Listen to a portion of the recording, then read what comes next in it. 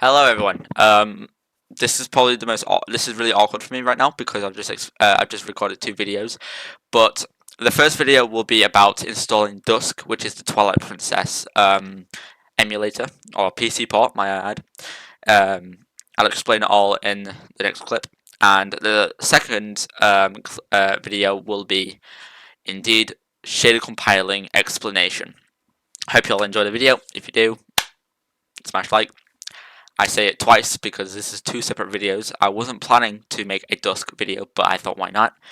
So yeah, you'll be hearing me saying peace out and all that crap twice, maybe thrice because of this. But yeah, I shall see you all in my next video.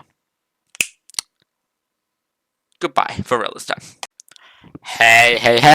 So today, I'm going to be teaching you all how to install Dusk, the Twilight Princess PC port. It is awesome. I have played the game, not completified, but I have played the game, and it is awesome to see the game running at 300 FPS on my side. It is peak. So yeah, obviously if you don't know what PC port is, it's similar to Majora's Mask, the Ocarina of Time PC ports, the Mario 64 one. Basically, it just recompiles the code of the game in order to run natively with PCs. And the cool thing with this one is it supports a lot of stuff. It supports Windows, it supports Mac OS, it supports Mac OS with Intel, it supports Linux, it supports iOS, Apple, and finally it supports Android. Today, I'm going to be teaching you how to install Windows. So what you want to do, select the Windows zip file, as you can see. And as soon as you've done that, you want to go into your File Explorer, go and Downloads, and you'll need to select your Dusk and extract it. Once extracted, you will go into the file and you will go into the file again. Always, and I mean always, open up the main application. It might be obvious to most people, or people that might be watching to this video with my 0 viewers, but you might notice that Dusk is indeed the one that you will want. When you open it up, you might get a Windows protected PC. It'll be because it says it's an unknown publisher. Just click on run anyway. I have no issues with it.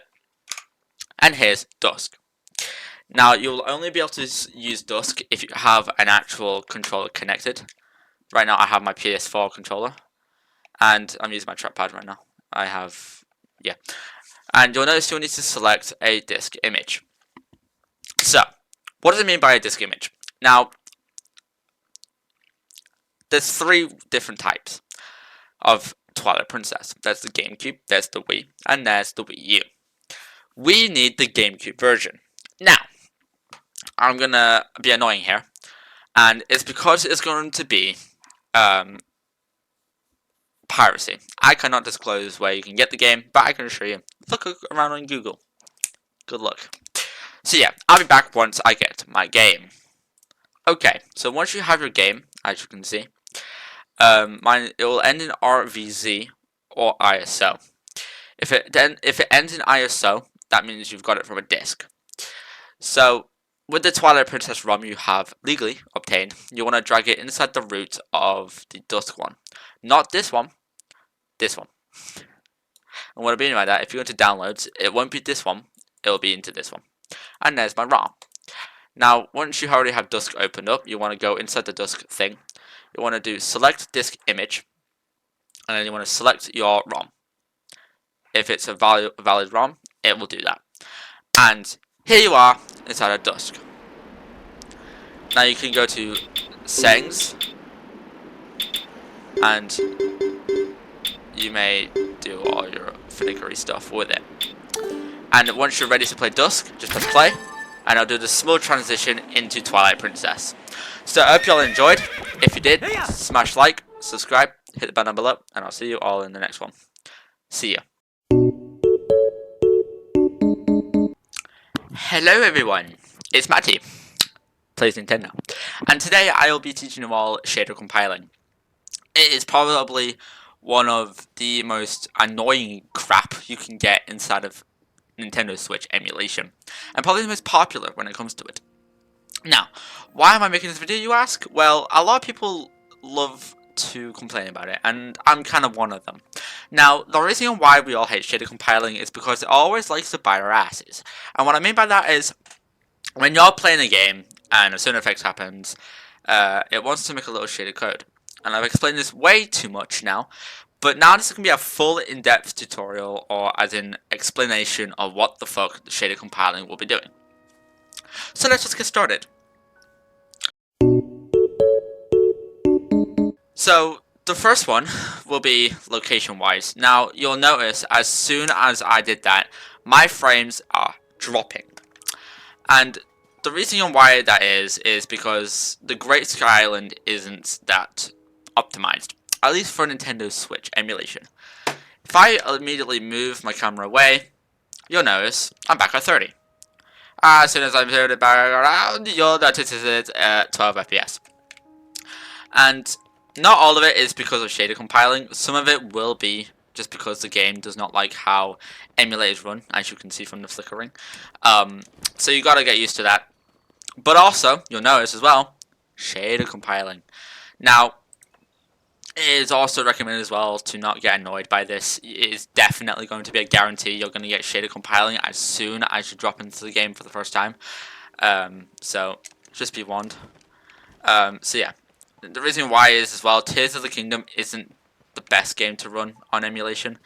So it is best to try and avoid the Great Sky Island as quick as you can, or at least not do it if possible. So yeah, while obviously, you know, playing the game, you'll see that the game is not doing too well. It's struggling. Why is our Kingly? So yeah. And the game will never run really well in the Great Sky Island. It just does not want to load. There is another thing. When it comes to a game not rendering the right hardware, it likes to bottleneck. And what I mean by that is that the FPS will run bad on purpose. And it's because of certain DRMs or just how the game likes to run. And why the fuck is there a Lionel here? There's... Whoa, okay. Definitely because of a mod. I think it's a mod. That's probably why the game running shite. Because I have a mod. Don't know why I have a mod. What the shit? What the nuts? Okay, you know what? I'm out of here. Let's move on. So, you'll also notice as well, when I'm flying down from the Great Sky Island to Hyrule Field, it's running like a normal thing it should be. And the reason of that is, well, this is Hyrule Field. And if you played Breath of the Wild, you may notice that the game runs fine. Obviously, shader compiling will hit your ass, but you know, the game runs fine. And because of that, you might like it. And shader compiling will always hit you. There's no way. You can't, like I said, you can't dodge it. All games will have shader compiling. There's just not going to be a lot of it. I think the max shader compiling can go is around about 50k. And that's coming from Tears of the Kingdom. Tears of the Kingdom can run to 50,000, maybe higher. I think I saw a file of the shader compiling file where it went up to 500 kilobytes. That's a lot. Trust me, it might not sound a lot, but it's a lot. So, be warned. I would also recommend, if possible, to maybe install some of other people's shader compiling.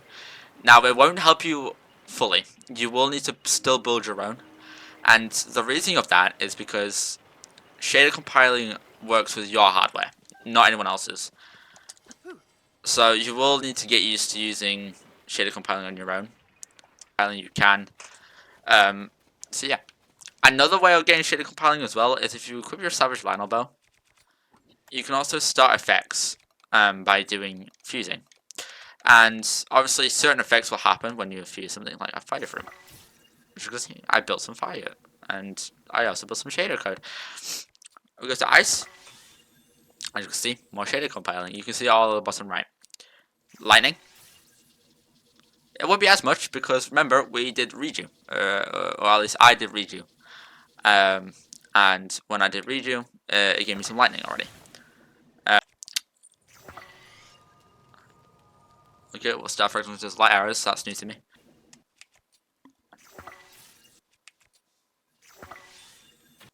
It did damage me. Got some rubies. We got some wind gusts. Okay, I thought I saw a dragon. Never mind, I was tweaking. And once you've done that, you go to the gold. And yeah,